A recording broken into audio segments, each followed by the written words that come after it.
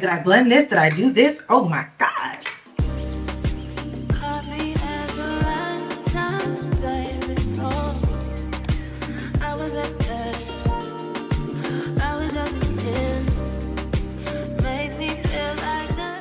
Hey guys, welcome back to my channel, and if you're new, welcome. My name is Natasha. Go ahead and subscribe because why not? So I've been slightly bored with my makeup, so I was like, let's just try something a little different today. And I want to do underpainting. I don't think I've ever recorded a video of me underpainting. I've done it in the past, maybe like once or twice. Too many steps, overstimulates me personally, but the end result, I don't know. We're gonna see if we're gonna continue it. But if you want to see how I got this look, subscribe first, please and thank you. Like this video and keep watching. Okay, so I had the sudden urge to do underpainting today when I did my makeup, so I'm like, let's record this.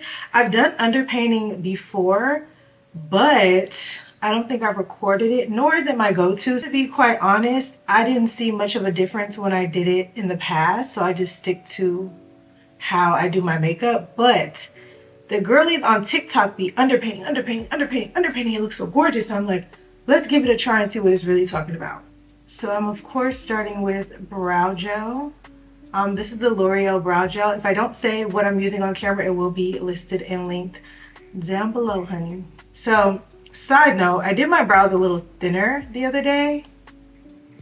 I don't know, I just like my brows thinner sometimes. I go through these phases and my brows grow back pretty fast. So like when I want them to be thick again, they are. But something about the thinner brow on me just like gives the overall look, it's a cleaner look. I don't know. Although I love the e.l.f. brow gel, I feel like when I bought a second one, that one got really cakey on me and it wasn't doing that before. Like it really dried clear and like kept my brows in place. But lately it just has not been working the same, and I use it at work too, and it's doing the same thing to my clients where it's like clumping up and turning white. I don't know what that's about. And I'm cleaning up my brow before I fill it in. I just like doing this. I feel like it frames the face without me overfilling my brows, because whenever I do my brows first now, my brows are entirely too dark and I don't like that. I do currently have a moisturizer, but I'm gonna prime. I'm using the Maybelline Grippy serum. I love this stuff. It's so good. And it kind of transforms my skin. And speaking of skin, my skin is going through something right now. I don't know what, you guys, but I don't know. The show must go on. Like I've had this urge to like record and do my makeup, and this is what happens. And this is why you guys don't see me, because my skin goes through these phases, and like once I get it back together, ready to like gather myself and come on camera, it does it again. But I'm not going to allow it this time. And also, we're going to see if underpainting works for the hyperpigmented girlies. I've probably tried 90% of the gripping primers on the market, and this is one of the best ones, like hands down. And in my more textured areas, I'm going to go in with the Hourglass Vanish Primer. This is one of the best primers to use. Well, for me, when my skin is really going through it, it really blurs everything out and kind of creates a barrier so that you don't see the texture that's on my face. So to my knowledge, with underpainting, you want to enhance your natural features and build from there instead of covering them and then adding it back. So when you do a regular makeup routine, you put your foundation on. And for me, when I put foundation on, I feel like I look like a potato. I'm like, where's my skin? Where's my face structure? Where's anything? And then I'm having to add it back with contour, highlight, all that. When you're working with just your bare face, you're able to see where your natural jawline is, where your natural highlights are, where you would blush, all those things. So you're doing that first, and then you're pulling everything together with foundation. So it's definitely a trust the process type of makeup, but I kind of trust myself, and I hope you guys trust me too. For contour, I'm actually picking up an oldie. This is the Huda Beauty Tantor, and since watching Love Island, I realized it's Huda, not Huda. I was saying Huda Beauty, it's Huda Beauty. So yeah, that's the one good thing that's come out of Huda being on the island. I learned how to say. So I'm using a small brush because placement is going to be very important instead of how I typically do my makeup. So, and from what I've seen with other people doing this technique is you want to pick shades that are kind of drastically different than what you would normally use. So for example, this is the contour that I use when I want something dramatic, right? I typically go a little lighter. But because it's going to be underneath your foundation, you really need it to pop through. So you want to do something a little darker. I'm trying to like talk and do this at the same time. But typically when you're doing your highlights and or contour, you're picking something 2 to 3 shades darker for contour, 2 to 3 shades lighter with concealer. I would just say, if you're doing this technique, pick the one that's the third darkest. You know what I'm saying? Instead of the second, because when you do your regular makeup, you don't, in my opinion, you don't need anything 2, 3, 4 times darker. But with this technique, I would choose the products that are darker. And when doing this makeup look, you want to focus on placement first and then blending. So it is going to take a little bit longer, and that's why I don't really do this look, because I like to take the shortcut home. You know what I'm saying? Why would I swim to get to the other side when I can take the bridge? That's my logic when it comes to doing a lot of things. But the end result might be better or the same. We'll see. That's why we're doing this. I don't know. Okay, y'all, putting contour on your upper lip really does make a difference. It gives like this filler effect, so try it if you haven't. Concealer, I'm gonna stick to the brighter shades instead of doing my typical technique of putting one that's my skin tone and then something lighter. But I am using a different concealer. This is the Lancome Tint Idol. I have used this before, but I don't think I've used it on camera, and I've been grabbing it a lot more. It's so good, you guys. So this is in the shade Suede C. It's not really cool though to me. Does that look cool to y'all? I don't know, but this concealer is actually bomb. And I kept seeing ads for it on Instagram, TikTok, and I'm like, oh, I have this. Use it, babes. It was at, oh, I messed up. Ah! Okay, we'll go back. You guys, disregard what I just did. Put blush on first. Put blush on first because you want to look like you're blushing from within. Oh, okay. So I'm going to start with this concealer first and then do the blush and then add this.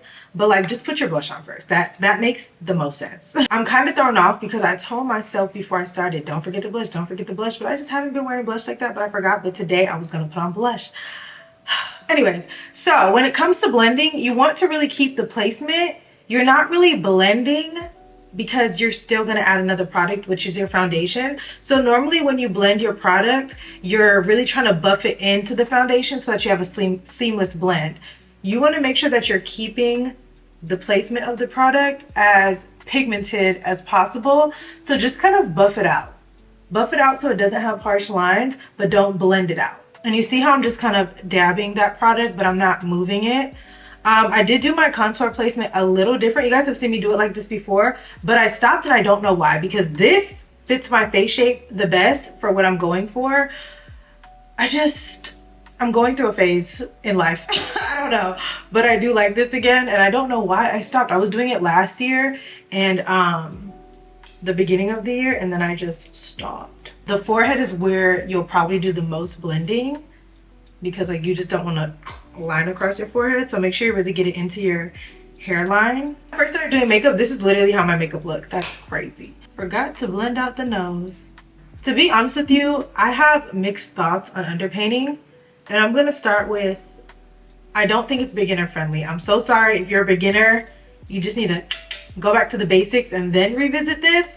But it's not really beginner friendly in my opinion. It's too many technical steps if you're not already acclimated with doing your makeup. Number 2, although it looks like you're wearing so much makeup, believe it or not, you're using less product doing your makeup this way.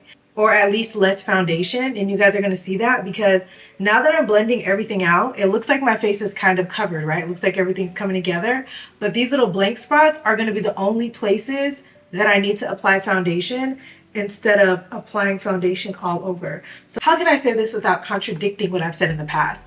I feel like less is more when it comes to products. I believe in layering, and yes, using multiple products, but layering is like key. So that's really what this look is. Like, underpainting is layering. So yes, even though you're using less product, you're layering, so everything's going to come together instead of doing something that's super heavy. Blush time, I'm using the Danessa Myricks in Dancing Queen. This is my favorite blush, hands down, and I'm going to go in. That's what you got to do. You got to go in. Is this not the prettiest blush ever? I get so overstimulated doing this look because it's like, did I blend this? Did I do this? Oh my God. This may be an unpopular opinion, but I think so many products lay better on your bare skin versus foundation. And I learned this when I started doing like my no makeup looks or like just my concealer looks. It just something about it on your skin. It's like the product is doing what it's supposed to do. You don't have any peeling, you don't have any patchiness, you don't have anything weird going on because it's going onto your bare skin. Now I'm adding the NARS concealer, which is slightly lighter than the last one. And then we're gonna blend that out. I honestly still don't even know what foundation I'm gonna use, but what I will say is I've noticed that the thinner the foundation or the less coverage the foundation is, the better this looks. I feel like when you go over this with a full coverage foundation, it defeats the whole purpose of the underpainting and you cover everything up. And then you have to like reinforce it again and add product again. And that's why in the past I haven't liked underpainting because I'm like, well, everything just disappears. So what was the point of that? But I was just doing it wrong. And when you do underpainting, you want to avoid applying foundation to, which I'm going to show you guys in a second, but you guys want to avoid applying foundation to the areas that you already applied product. So like you see this gap right here, I'm applying foundation there and blending it softly into the contour. I'm going to apply foundation slightly around so that this can merge together and not have such a contrast. And as much makeup as it looks like I have on, my face feels really light. I literally don't feel what I'm seeing because like this looks like it's supposed to be like suffocating my face, but not at all. And you don't have to blend everything out perfectly because you still have to add your foundation to merge everything together. Today I'm going to use the Pat McGrath foundation. It honestly seems like, oh, not as separating. Do I want to use that? I haven't used it in a minute. It seems like the best option. I'm just putting that all into my brush. I don't want to have too much product on my foundation brush, but I need a little something. So we're gonna see this in real time. We're gonna see if, I don't know. Okay, so I'm just gonna apply this to those areas. And for me personally, I'm gonna focus on my blemishes and target those areas and kind of just merging everything together and just filling those negative spaces. Again, I'm not actually going over what I've already laid down.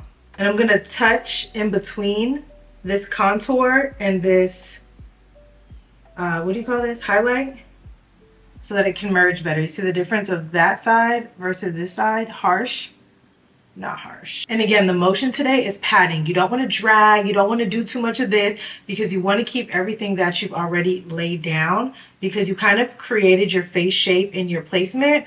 So you want to keep it as is. So this is the side with foundation, and you guys saw how little bit I used. And then this is the side without. So you see everything's laid down and harsh. So it just needs a little buffing, a little fixing. I love that. Okay. Again, focusing for me on my problem areas. Everybody don't have this problem. So you're like, yeah.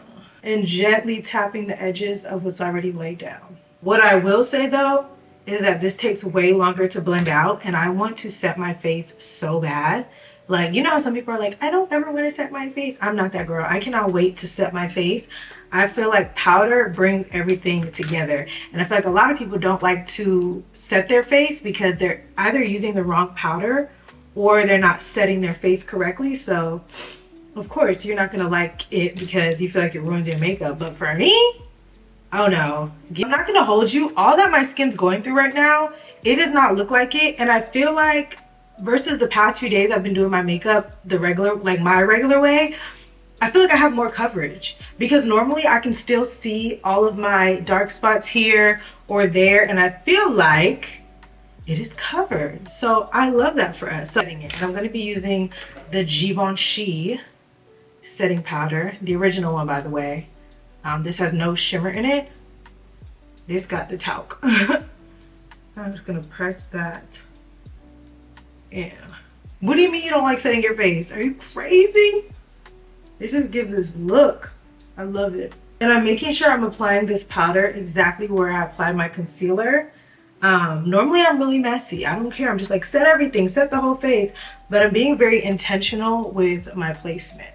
Normally, I would set my entire face with powder foundation and then apply the rest of my powder products, but I'm gonna kind of follow the same steps as I did with the underpainting. So I'm just gonna take my bronzer. This is Mocha Mommy by Fenty, and I'm just stippling it or pressing it in. I'm not swirling it because if I swirl it, it's going to move the product because I haven't set it yet. Like technically I'm setting it right now.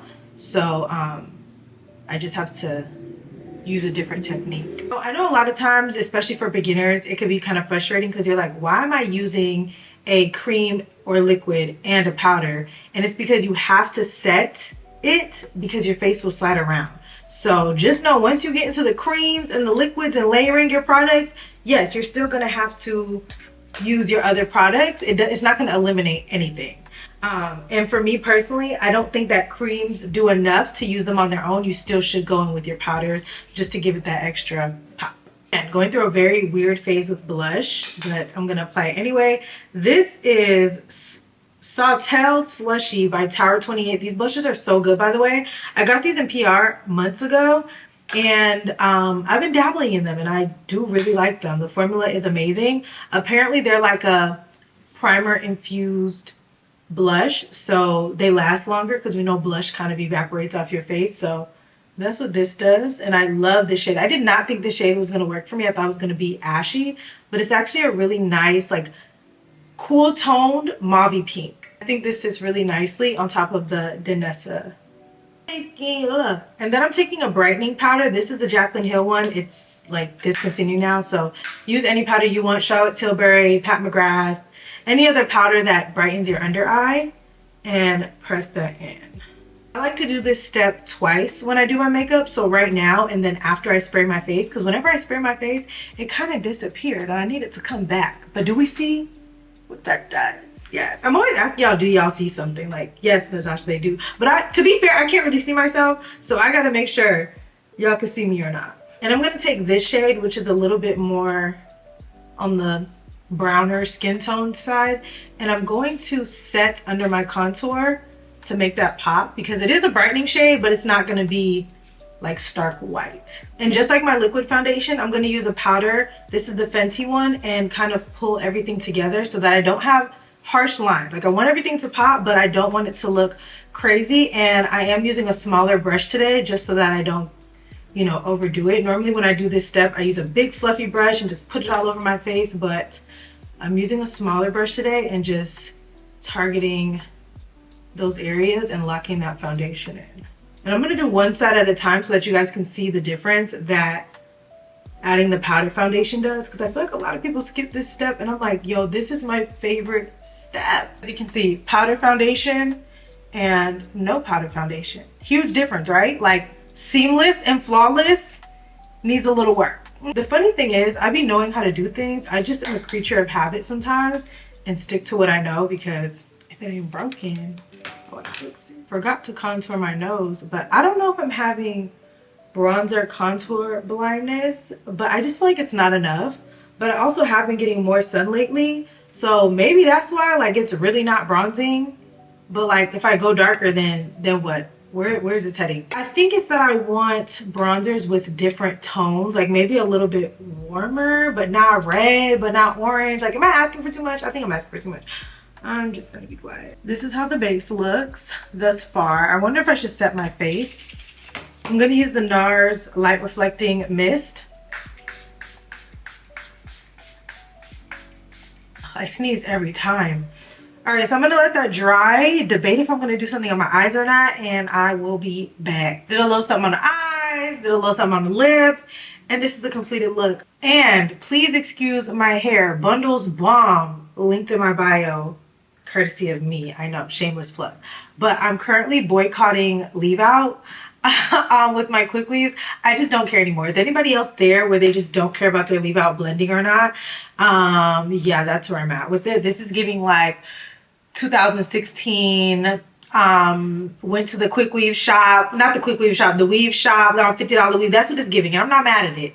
Okay, so yeah, anyways, so ignore that. But this is the completed look, and I think my face actually looks really good. Like, my face I mean, it always looks good, you know what I'm saying? But this looks like a professional job. So me, in my eyes, there's like two styles of makeup, like that real clean, crisp type of like professional grade makeup, and then like your makeup looks really nice, but like I know you did it, right?